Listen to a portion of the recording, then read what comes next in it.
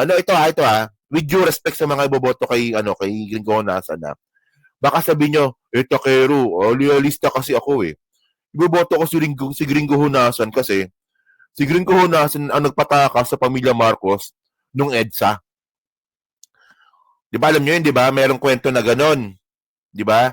Nung si pamilya Marcos po ay lulusubin na po ng mga dilawan doon po sa loob ng Malacanang at sila po ay papalayasin na nga sila eh.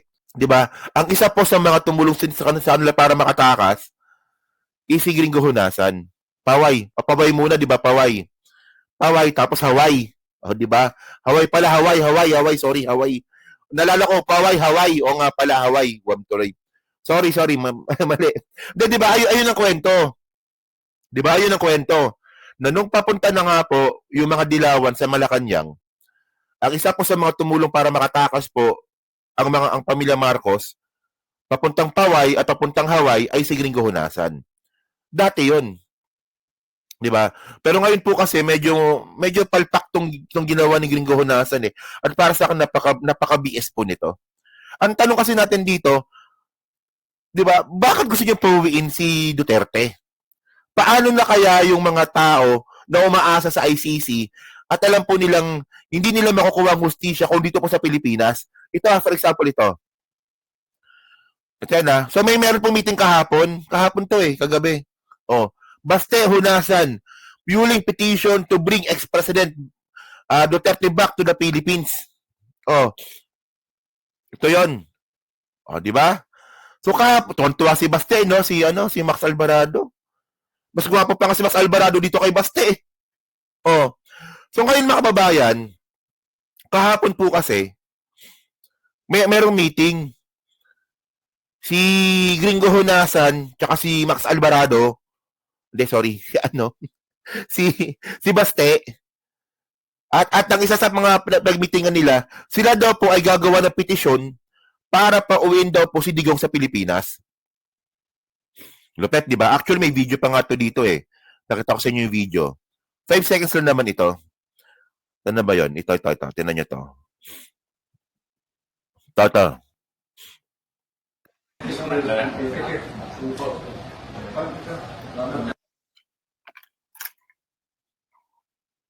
O, di ba? Lupet na. O.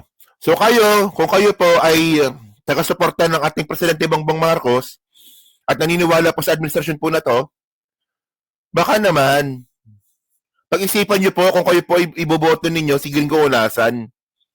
Tandaan nyo si Gringo Honasan po kasi, appointee po ni Digong yan. Sa DICT po yan. Diba dati po DICT secretary yan si Gringo Honasan? At wala rin naman ginawa yan doon, nagbida-bida lang yan doon. Oh. So ngayon, hanap kakampi si Baste. Natural talaga yun, hanap sila kakampi, di ba? So ngayon, basahin natin yung report. So sabi dito, okay. Ito na ba yun? Ito, basahin natin yung report. Okay?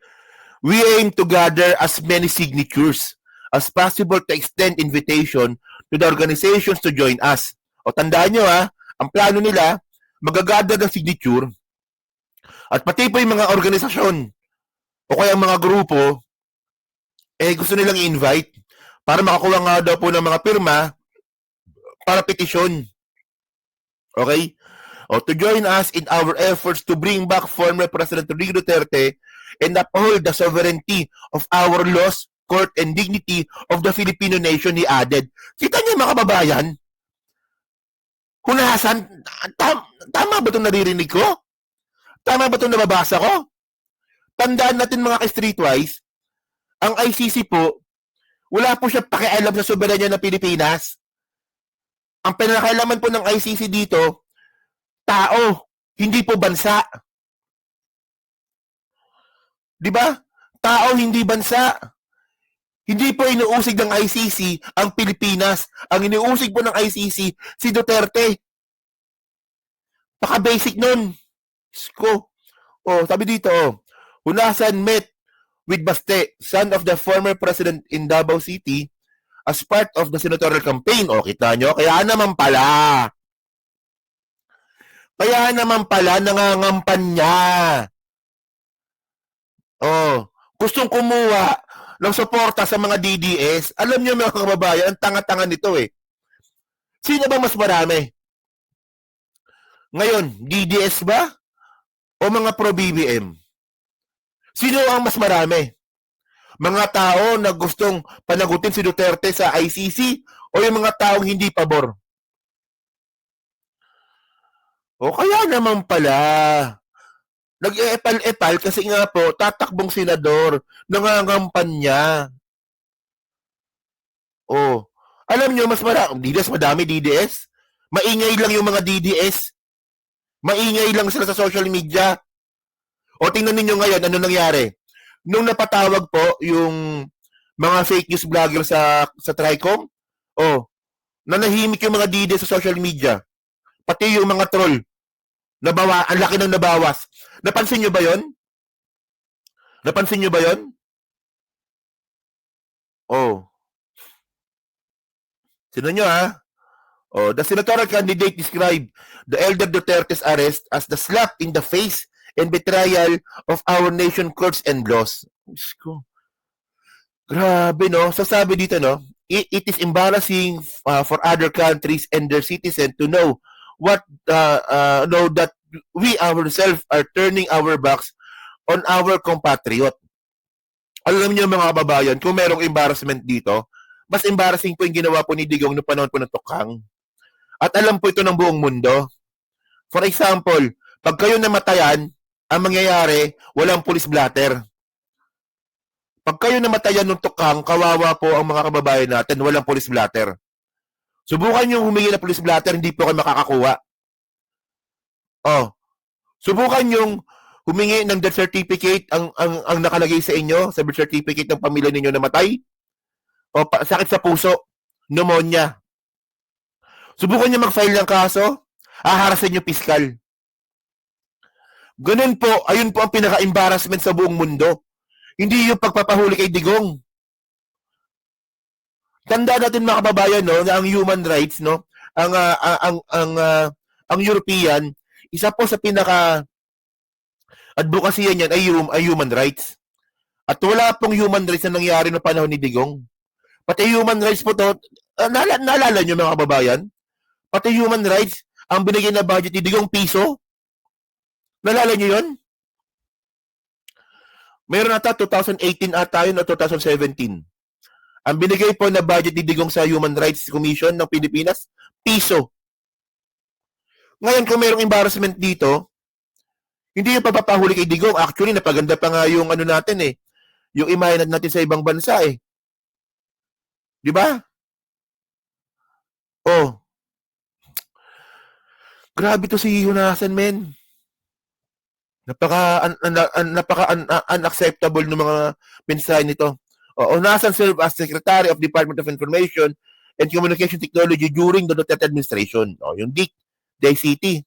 Earlier this month, Duterte was arrested, so blah blah blah. So ngayon para mas maganda, mga streetwise, no, meron siyang video dito. So panoorin natin. Para mas lalo tayong maasar. Ito. Ano ba yun? Ito, sige. Petitioning the ICC to consider bringing him back home, where he can be subjected to due process, and the rule of law, subject to our local laws, our national. Alam niyo mga kababayan, no? Ito eh. Palagi nila sinisigaw yung due process. Ang tanong dito, no, nung panahon ni Digong naman kasi, mga kababayan, mas lalo po nababaw yung due process po ng Pilipinas. Tignan ninyo. Kung anong klaseng lason ang binigay po ng Duterte sa Pilipinas. Tignan ninyo. Yung mga DDS, wala pa sila pakialam sa due process. Ang gusto nila patayan. Tapos ngayon bigla manghihingi ng due process si Gringo Hunasan para kay Duterte. Okay, pag-isipan nyo ha. Kung kayo po ay iboboto nyo po si Gringo Hunasan, pag-isipan ninyo. Tandaan nyo ito lumalabas na mas lalong kumakampi po siya sa mga Duterte. Isipin nyo ha, ang gobyernong ito, Pinahuli si Digong sa Interpol, papuntang ICC. Tapos yung Rigo Hunasan, gusto pabalikin si Digong. Tapos ngayon, kayo, gusto nyong iboto si Hunasan? O, di ba? O, kita nyo, meron tayo nanonood sa Facebook, no? Si Shefu Bear. Oh, ilang kayo sa Facebook? Ay na, kung gusto niyo makabasa ng maraming comment diyan sa Facebook, sa YouTube marami tayo, 2,000 tayo sa YouTube. Sa Facebook ilan tayo? 11? 11 ba 12? Oh, di ba? At ang point dito mga kababayan, ito alam niyo medyo natatangahan ako ng konti eh. Konti lang naman. Natatangahan ako ng konti. Anong magagawa ng petisyon? Hindi nga. Anong magagawa ng petisyon? Di ba? Para mapauwi si Digong. So ano ba 'yan? Anong iniisip ninyo pag nakita ng ICC?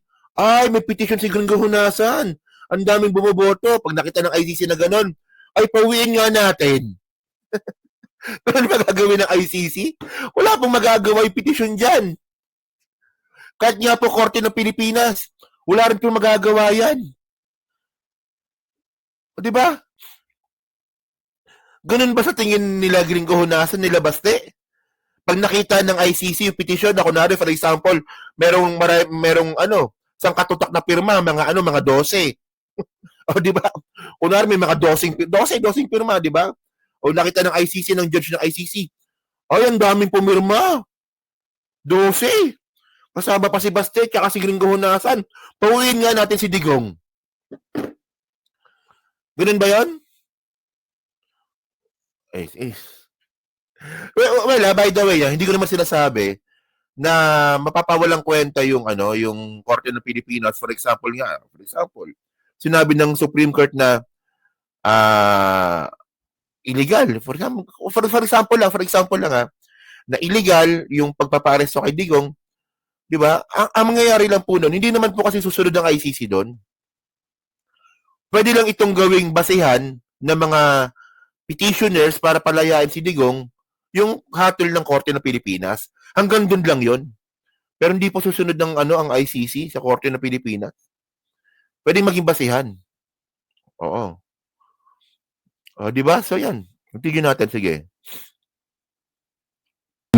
It is a people's initiative to express concern that due process was not followed.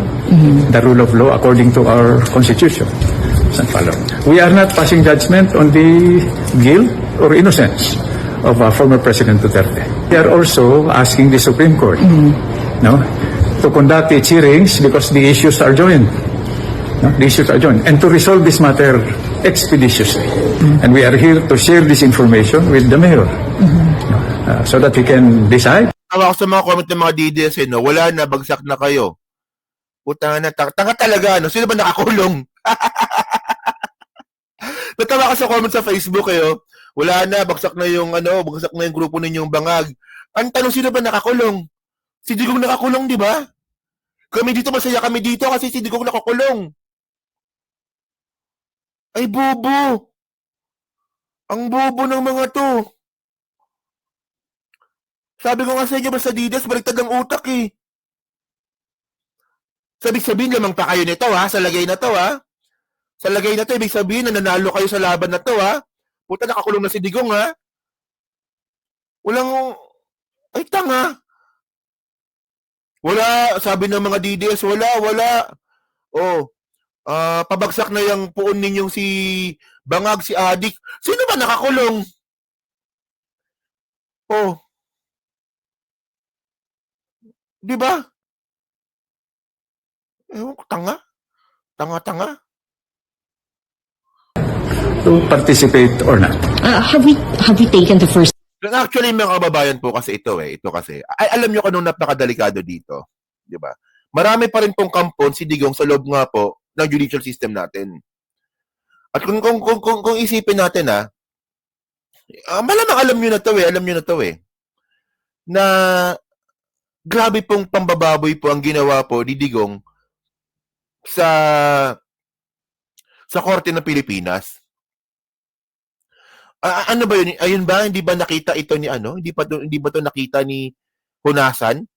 Kung paano binaboy ni Digong yung korte ng Pilipinas na na yung patayan. Ito yung tanong, eh. Ang tanong dito, bakit puro mahihirap lang ang namatay, ang pinapatay nung panahon ng tukhang? Actually, kami mga vlogger ng taga-suporta ng administrasyon po na to, nakausap po namin yung mga biktima ng tukhang, yung mga napapanood ninyo sa TV, nakausap po namin sila. Ang iba po sa kanila nangangalakal, nagtitinda sa kalsada, mga vendor, iba tanod ng barangay. Mga ganyan po ang mga nabiktima ng tukhang na panahon ni Digong. Pero tandaan po natin mga kababayan, hindi lang po mga mahihirap ang adik. Meron po mga middle class at meron po mga mayayaman na adik din po. O di ba yung mga yung mga party drugs, yung mga ecstasy. Di ba? Yung mga nagko-cocaine. Di ba? O bakit yung mga yun walang namatay nung panahon ng tukhang? Bakit puro mahihirap lang? Tapos ito si Hunasan magbibida-bida. Para sa akin mga kababayan, mas importante po na mabigyan po ng hustisya yung mga kababayan po natin na nabiktima ng tukhang kaysa po sa kalayaan ni Digong. Sabi ni Evangeline. Kasi Ma'am Evangeline pala. Hello po, big no to Hunasan and to all Pro Duterte candidates, di ba? Maraming salamat Ma'am Evangeline, no?